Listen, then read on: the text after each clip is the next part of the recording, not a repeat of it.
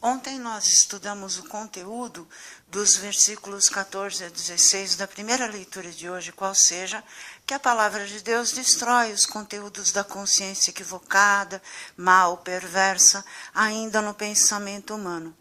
Hoje a Santa Madre Igreja faz referência na mesma primeira leitura ao episódio da abertura do Mar Vermelho para a fuga dos judeus do Egito, seus carros e cavaleiros.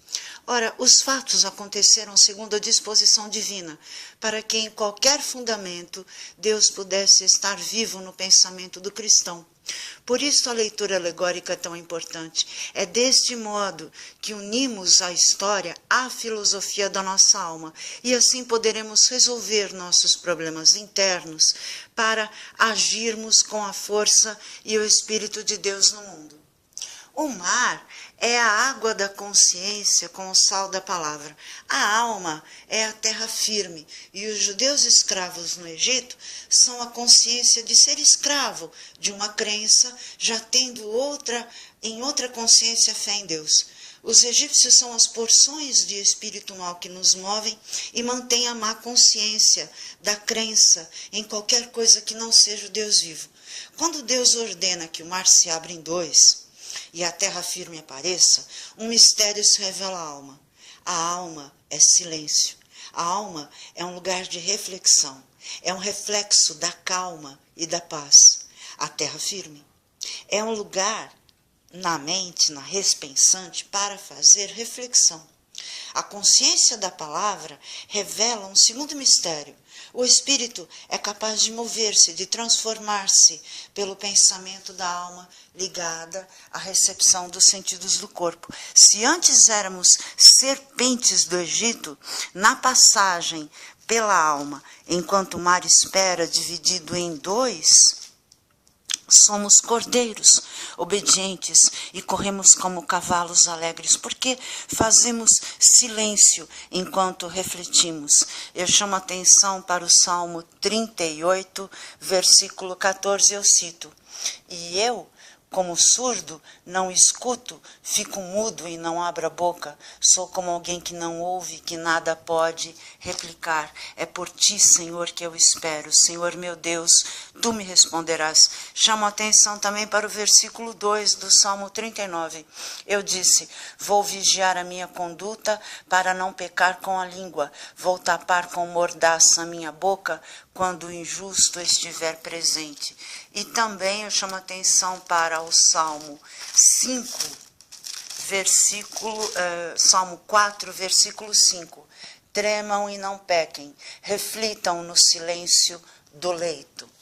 O silêncio é a nossa alma, é o nosso porto seguro.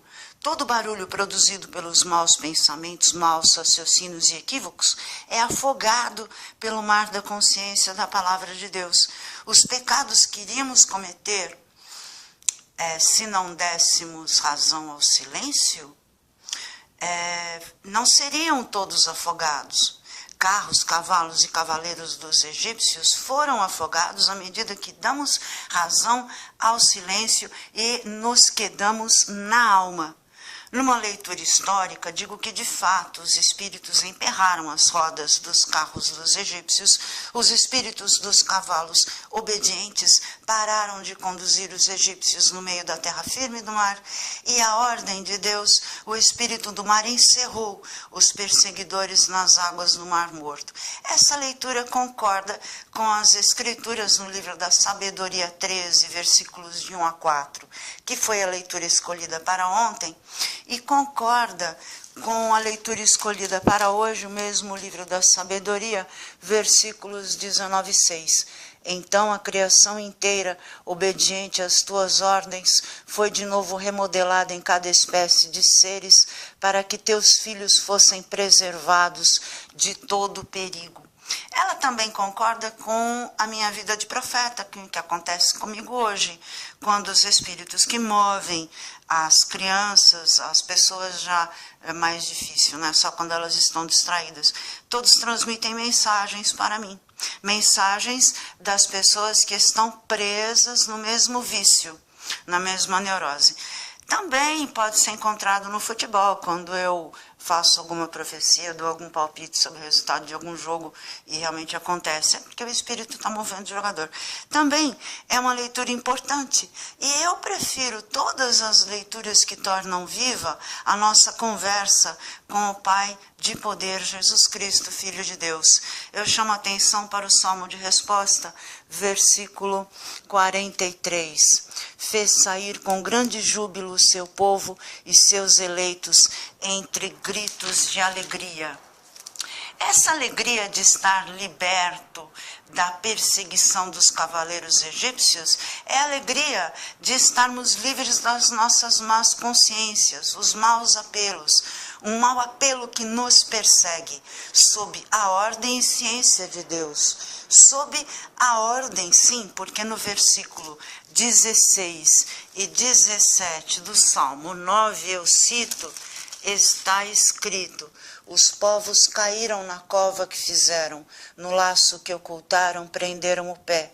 O Senhor apareceu fazendo justiça, apanhou o injusto em sua manobra.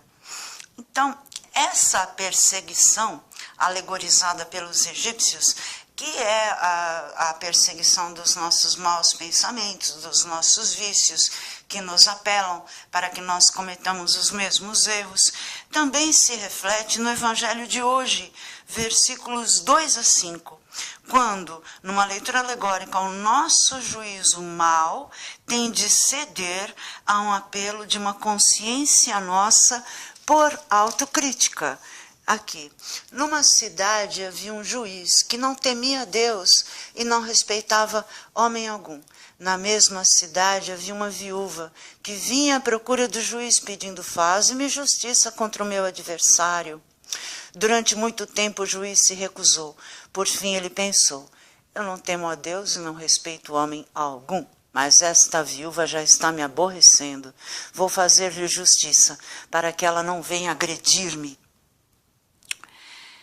Como nos livrar dos apelos da carne e da má consciência? Pelo silêncio e pela oração. Deus se deixa encontrar, diz o livro da sabedoria. Esse encontro é a alegria que sentimos na oração. Deus se comunica com o ser vivente e é maior a alegria da alma que sente o sinal de Deus por uma conversa do que a alegria de saber que existe um profeta no mundo que faz predições que se realizam provando a existência de Deus. Para estar alegre desse jeito, é só conversar com Deus pela oração. Qualquer salmo é uma via de comunicação. O Pai Nosso foi ensinado por Jesus. A oração livre, a Ave Maria, uma conversa, tudo é ouvido por Deus nosso Pai. Se o nosso juízo mau atende ao nosso apelo por autocrítica, por que Deus não atenderia ao nosso apelo por uma boa conversa? Eu chamo a atenção para a leitura dos versículos 7 e 8 do Evangelho de hoje. E o Senhor acrescentou: escutai o que diz este juiz injusto. E Deus não fará justiça aos seus escolhidos que dia e noite gritam por ele? Será que vai fazê-los esperar? Eu vos digo que Deus lhes fará justiça bem depressa. Mas o Filho do Homem, quando vier, será que ainda vai encontrar fé sobre a terra? Então, é preciso ter fé. Jesus contou aos discípulos essa parábola, segundo o versículo 1 de Lucas, para mostrar-lhes a necessidade de rezar sempre e nunca desistir. Na véspera de sua paixão, Jesus tomou o pão e disse: este é o meu corpo. Do mesmo modo, ao fim da ceia, ele tomou o cálice com o vinho e disse: este é o meu sangue. Quem comer da minha carne e beber do meu sangue terá a vida eterna. Senhor, salvai-me.